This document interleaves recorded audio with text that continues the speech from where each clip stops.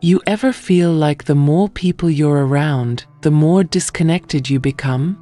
You're in the room, laughing, nodding, playing the role, but inside you feel hollow.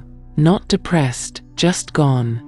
Like your soul is somewhere else, watching you pretend. You try to explain it, but no one gets it. You disappear for a few days, no texts, no check-ins. Suddenly, you realize most of the people in your life were only around when you were useful. And in that silence, you hear something different. Not loneliness, but power. That is the moment people go dark. And it's not to run from the world, it's to rise beyond it. In this video, you're going to learn why isolation, when done intentionally, can unlock the deepest layers of your power, clarity, and spiritual strength.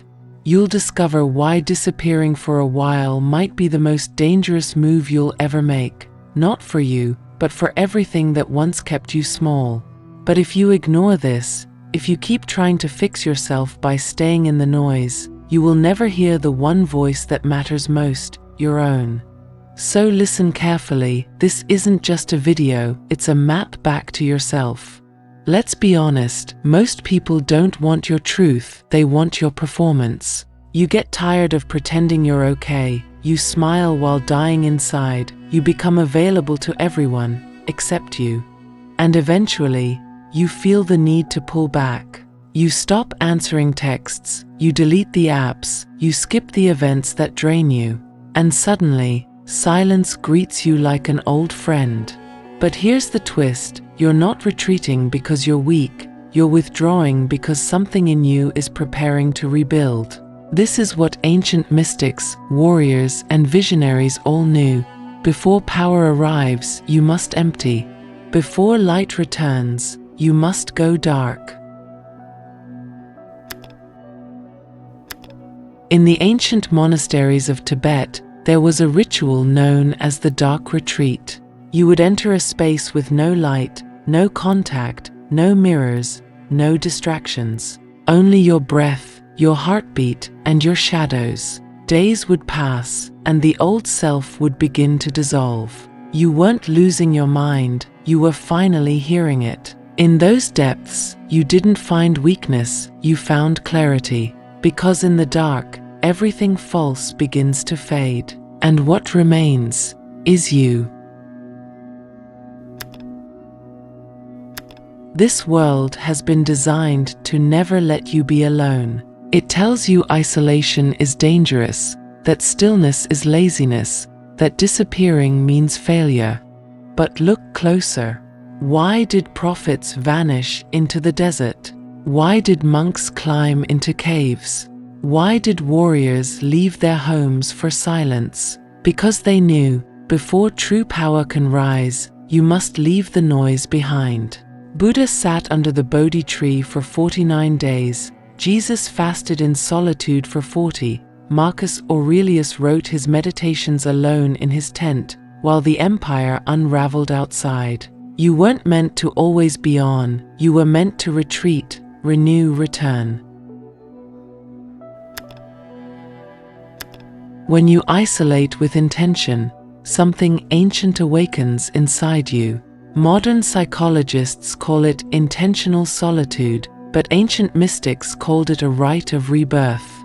When you shut the world off, your mind begins to shift. The default mode network, the part of you that reflects deeply, comes online. You start to process thoughts differently, your trauma surfaces, but so does your truth. The fog lifts, and you finally see yourself. Not the mask you wear in public, not the version that plays roles, but the unfiltered signal that was always there, waiting beneath the noise.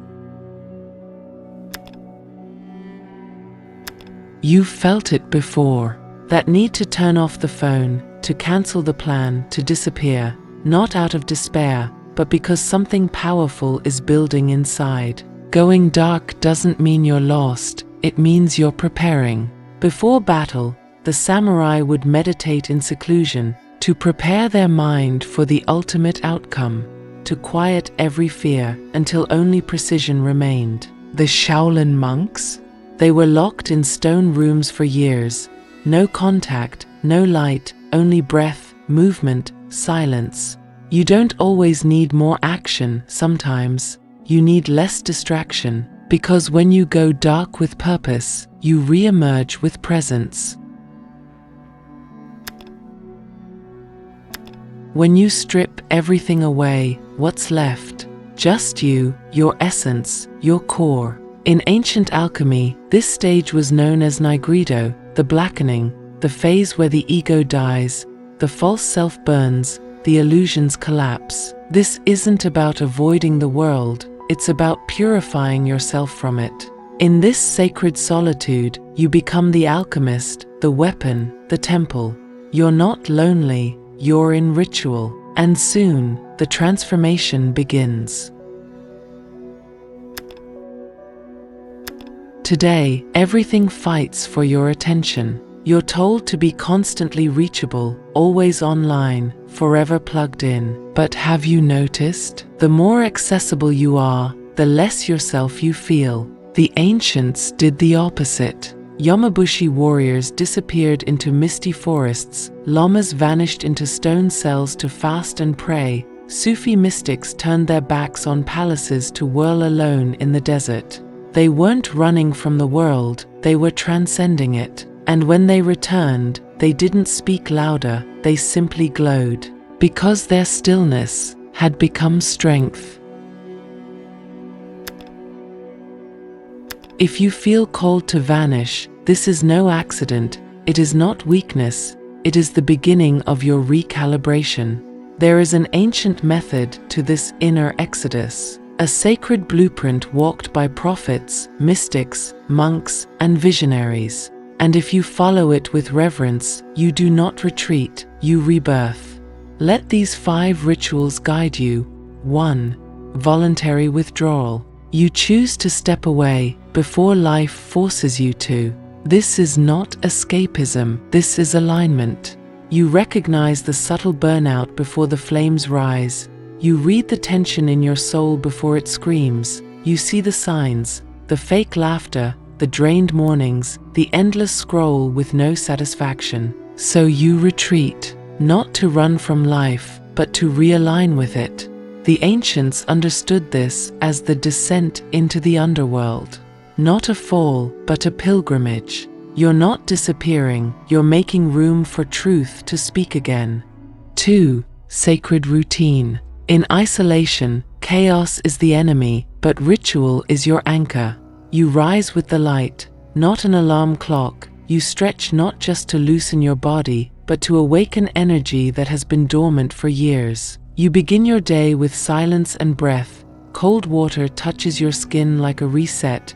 You fast not just from food, but from stimulation, from gossip, from validation. And slowly, your life becomes ritual incarnate. Every act becomes sacred, every movement intentional.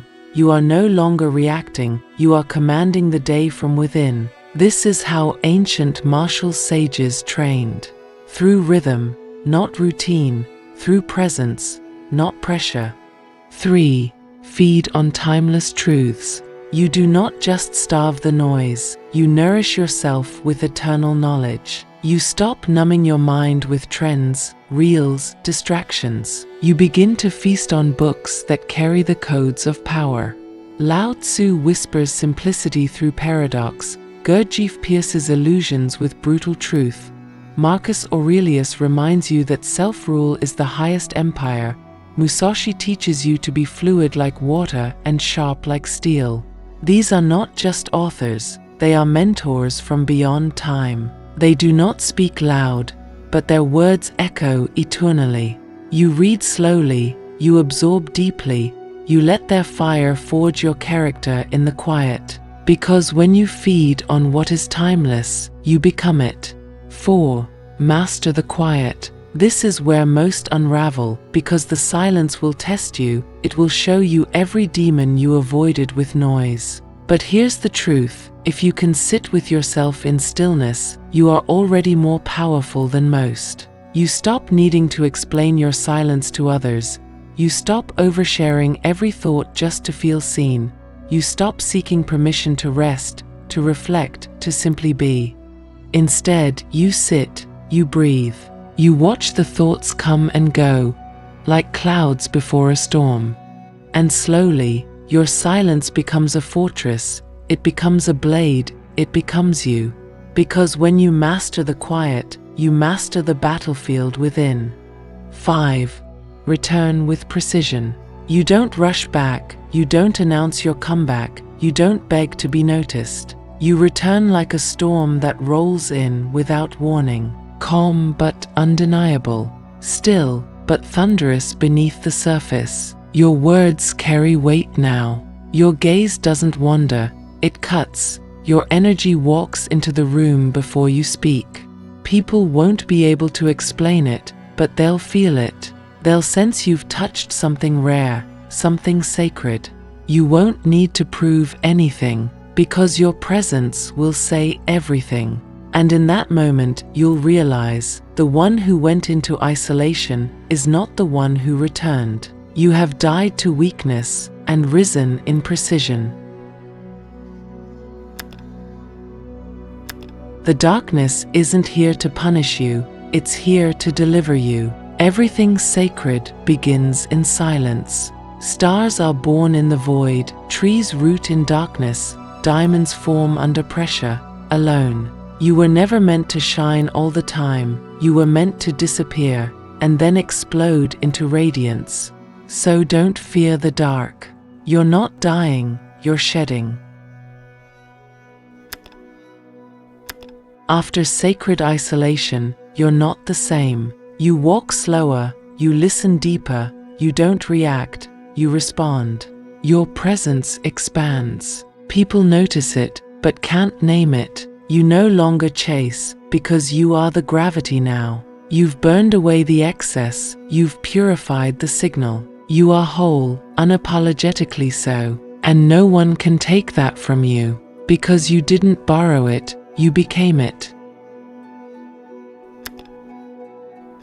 You feel the pull, don't you? You're tired of the noise, the pressure, the endless expectations. So go dark. Not because you're broken, but because you're becoming. Let them wonder where you went. Let them feel your absence like thunder. Because when you return, you won't need to say a word. Your energy will walk in before you do. If this voice echoed something already stirring in you, then don't ignore it. The ancient path begins in silence, and what waits for you on the other side isn't emptiness. It's the real you, unfiltered, unchained, unshakable. If this message resonates with you, comment below, I choose silence. Let this be your step back into alignment, and share this with one soul who is ready to step away and rise. This was never about isolation. It was always about transformation.